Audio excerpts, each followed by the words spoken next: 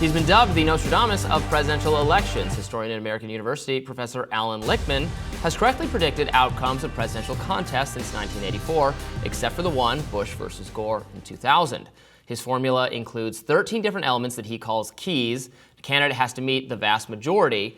When he joined us in early July, before President Biden exited the race, he predicted Biden would beat Trump.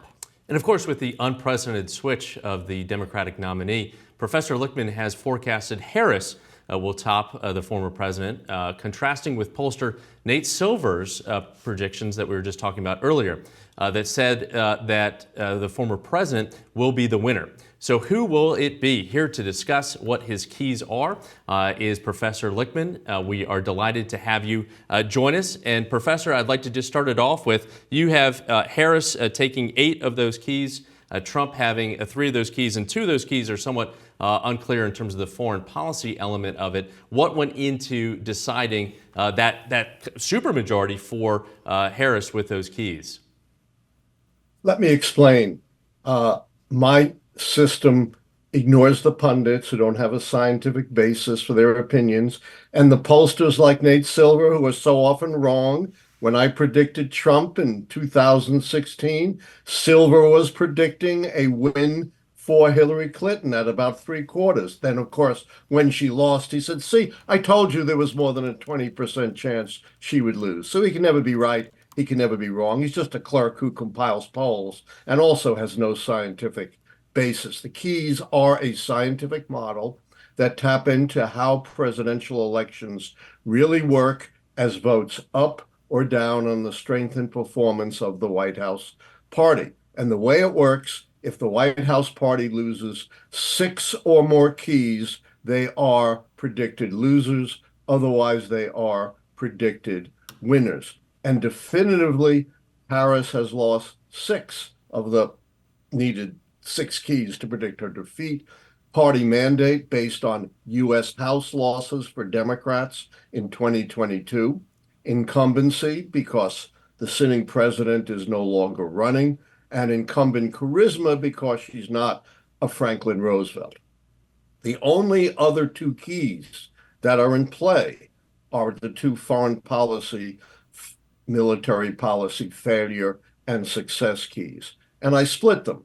I said Gaza is a failure. It's a humanitarian disaster with no end in sight. We don't have boots on the ground, but we are deeply invested there. And I gave Biden a success for Ukraine. It was Biden and Biden alone that put together the coalition of the West that stopped Putin from conquering Ukraine and threatening our NATO allies. His continued support has let Ukraine survive for more than 2.5 years and even bring the battle to Russia. This will go down as an historic presidential achievement. So that's 4 keys, 2 short of the 6 keys needed to predict Harris's defeat.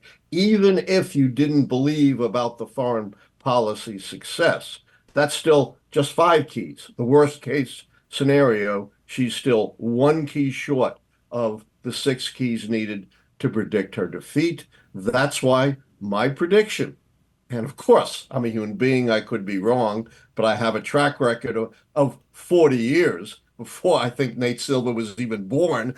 And I am predicting we're going to have a path-breaking president, the first woman president of the United States, and the first president of African and East Asian descent. So I suspect if Nate Silver were here, he would say that, you know, your opinion on foreign policy matters, whether you approve or disapprove, he would say, well, that's not scientific at all. What I do, analyzing polls, is the actual science and is somewhat predictive. And, you know, you're right that if we say something has a 70% chance of happening and then it doesn't happen, it doesn't mean necessarily that someone who predicted it would have a 70% chance of happening was wrong, because if you flip a coin 10 times and 7 of them are heads and 3 are tails, that's in the expected result. And particularly in this election, where it seems like it's basically a 50-50 and it could go either way, you know, what is the confidence really coming from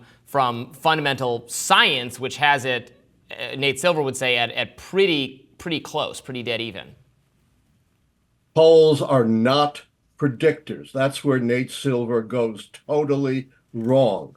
Polls are snapshots. And if you look at his predictions, they're constantly changing depending upon the next poll. They're totally unstable. They have no basis. Plus, Nate Silver doesn't tell you that the error margin of polls is vastly greater than what he would tell you is the plus and minus 3%. That's pure statistical error. That's the error you would get if you had a huge jar of green and red balls and you pulled out a sample and estimated the percentage of green and red balls in the jar. But human beings are not green and red balls. Most people don't respond to pollsters. They may lie. They may not have focused yet. And most critically, no one's voted yet.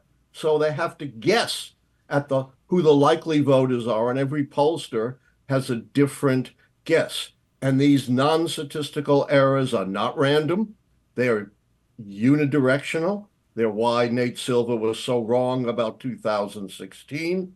And like generals fighting the next war, using the last war, they've tried to correct.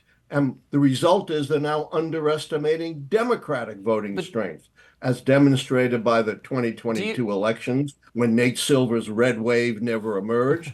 And also the off-year elections of 2023 and the special elections of 2024. In that marquee race, New York congressional seat that was once held by the disgraced George Santos, the poll on the eve of the election had the Democrat up by 1 point. He won by 8 points, outperforming the polls by 7 points. So don't deceive yourself to thinking that a clerk like Nate Silver, who just compiles polls, is doing anything scientific.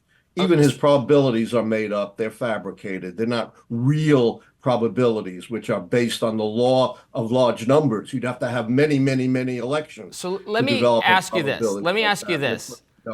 So you think, and you had predicted, that's what we read, that you had predicted Biden was going to beat Trump. You think the polls showing that Biden was going to lose? Stop. Okay. Stop. Okay. All right. Stop. You've misrepresented me, and that really makes me angry. What I said was I did not have a final call, and I haven't made it until a few days ago. Months ago, I said a lot would have to go wrong for Biden to lose. I said it can happen. I've made no final prediction, but a lot would have to go wrong. So don't put words in my mouth. So I'm perfectly capable of expressing myself. Yeah, right. So what I was going to ask, do you think the polls that showed Biden losing massively to Donald Trump in, let's say, the last month or two of his campaign before he did drop out, do you think those were accurate polls? We have no idea whether they're accurate polls or not because Biden is not running anymore. So that's sheer nonsense. That's sheer speculation. That's not science. That's science fiction. Well, and Professor Lichtman, credit where credit is due, you were one of the few people that got 2016 right and got some grief for that prediction heading into to that election. So I certainly give you credit on that front. I wonder if you could talk about the key specifically around third party.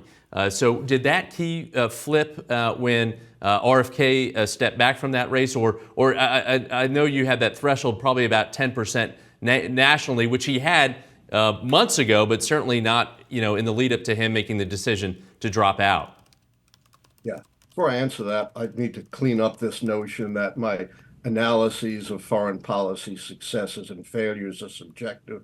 None of my keys are subjective. Some are judgmental, but they are very specifically and carefully defined. If you read my book, Predicting the Next President, and I've answered these questions developmentally since 1860, all the way to the present. RFK Jr. was fizzling even before he suspended his campaign in recognition of the fact that he was falling apart and going nowhere. I certainly would have called the key in favor of the Democrats even before he pulled out because he was down in the low single to mid single digits. So, and his pulling out definitively turned the key true. So what could, if you predict that Harris is ultimately going to win, what could Donald Trump do in the next several weeks could he reverse any of those keys?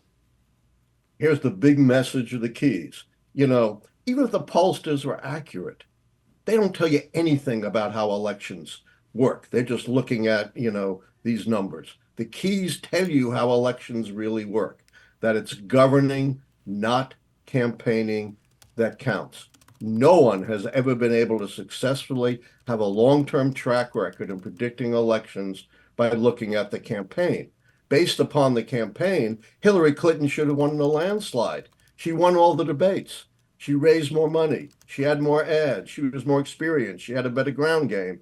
And she still lost. Same thing could be said about John Kerry in 2004. So based on my system, there really isn't anything that Donald Trump could do with respect to the campaign to change the verdict of the keys, which are based on the big picture of governing.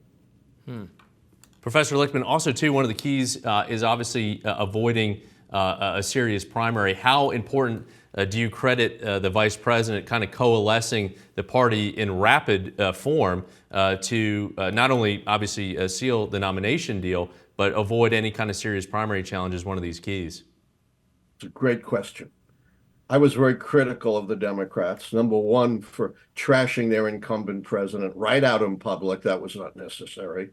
And number two, it looked like they were both going to create an open seat and have a big party brawl, losing two of my keys, incumbency and contest. No White House party since 1900 has ever won when there's an open seat and a contest. But somehow, I'm not saying they listened to me, but at least they got a spine and a brain and united behind Harris and secured what looked like a lost contest key.